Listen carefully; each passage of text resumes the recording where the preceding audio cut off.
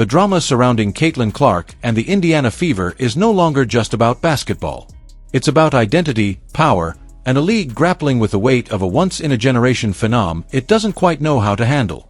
And nowhere is that tension more evident than in a now infamous Gatorade ad that was supposed to celebrate her meteoric rise, but instead accidentally lit a fuse under an already volatile fanbase. The concept was simple: cash in on Clark's unprecedented popularity. The execution: a flaming corporate misread, the kind of marketing faceplant that makes you wonder if the PR team had ever watched a WNBA game in their lives. Instead of elevating Caitlin, the ad came off as tone-deaf, borderline patronizing, and oddly dismissive of the very revolution it was trying to bottle and sell. The backlash was instant. WNBA fans, and especially Clark's fiercely loyal following, made their voices heard. Loudly. And they weren't just angry at the ad, they were livid at the larger message: that Clark's impact could be repackaged, softened, and sold without honoring the raw, unfiltered reality of what she's doing on the court every night. Because Caitlin Clark isn't just part of the WNBA story, she is the story. A year ago, half the country didn't know what a fever was. No. They're riding with Clark like she's a college football program. Fans aren't showing up for Indiana. They're showing up for Caitlin. And that loyalty isn't just anecdotal. A viral fan poll showed that if Clark were to leave Indiana, the majority of new fans would walk right out the door with her. The message was blunt: no Clark, no crowd. The Fever are playing with fire, and everyone seems to know it, except, bafflingly, the franchise itself. At the heart of the frustration is a head coach who seems more interested in taming Clark than unleashing her. Stephanie White's game plans have become the stuff of WNBA Twitter legend, not because they're winning, but because of how consistently they sideline the very reason fans show up in the first place. While other players are encouraged to keep shooting through bricklaying slumps, Clark is lectured for taking a single contested three. When she racks up assists and points in spite of questionable rotations and chaotic late-game calls, the post-game commentary is muted, clinical, and often reads like a passive-aggressive diary entry. You can feel it in the body language during pressers. See it in the minutes distribution. Hear it in the fan chants begging, "Let her cook," only to watch, time and again, as someone yanks the pan off the burner. And meanwhile, the Fever keep losing. Not just games. They're losing goodwill. They're losing momentum. And if they're not careful, they're about to lose the very player keeping them relevant. Clark isn't just a standout. She's the standout. A nuclear-level marketing engine wrapped in Steph Curry range and Midwestern charisma. Every time she touches the ball, it's a viral moment waiting to happen. And yet, somehow, she's being treated like a role player in her own revolution.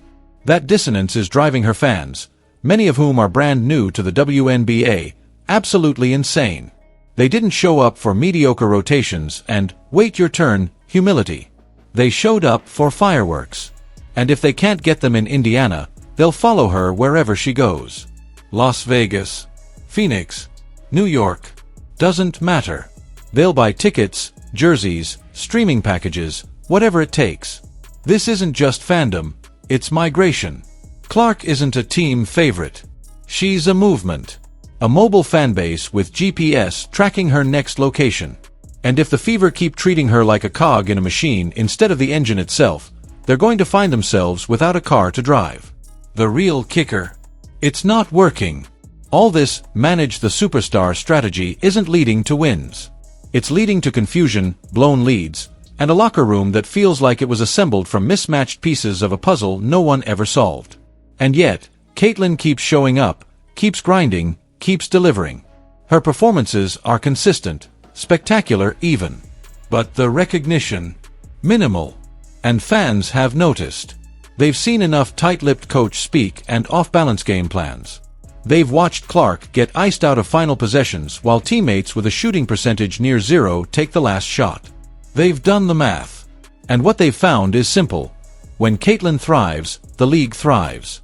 When she's boxed in, the product suffers. This goes beyond wins and losses. It's about legacy. About how a league responds to the brightest light it's ever had. The Gatorade misstep, Olympic snub, and recurring coaching drama all point to the same uncomfortable reality.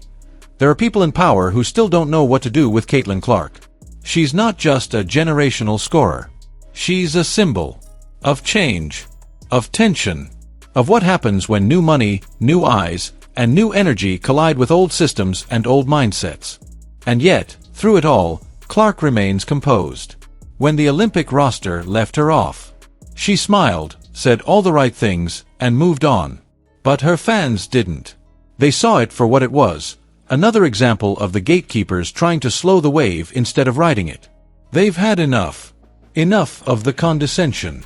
Enough of the passive aggression. Enough of watching their favorite player reduced to a footnote in her own highlight reel. This isn't just basketball. It's a media revolution, with Clark at the center. The league's biggest sponsor opportunities, all flowing through her. The attendance spikes, the merch sales breaking records. You guessed it, Caitlin. The Fever went from Motel 6 to Ritz-Carlton the second she joined the roster. And now management is acting like they can go back to budget mode without consequences. They can't. Because this is the era after Caitlin Clark. The WNBA before her was an underappreciated product fighting for relevance. The WNBA after her is a cultural movement, with eyes, dollars, and pressure coming from every direction. And she's not just riding the wave, she is the wave. The league can either embrace that and ride it to new heights, or get crushed beneath it. So when you see fans angry, don't mistake it for drama. It's desperation.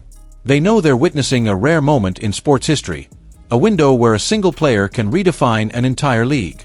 And they're terrified that window is going to close before anyone realizes it was open in the first place. Caitlin Clark isn't here to fit in. She's here to change the game. And whether that happens in Indiana or somewhere else, rest assured, the fans will follow. What do you think? Should the Fever fire the coaching staff and build around Caitlin? Or do you think the tension is overblown? Drop your thoughts below, because this is bigger than one team. This is the future of the league. And if you're riding the Caitlin wave, hit that like button, subscribe for more updates, and let us know where you'd follow her next. Vegas, New York, or back to Iowa for a statue unveiling. Let's talk.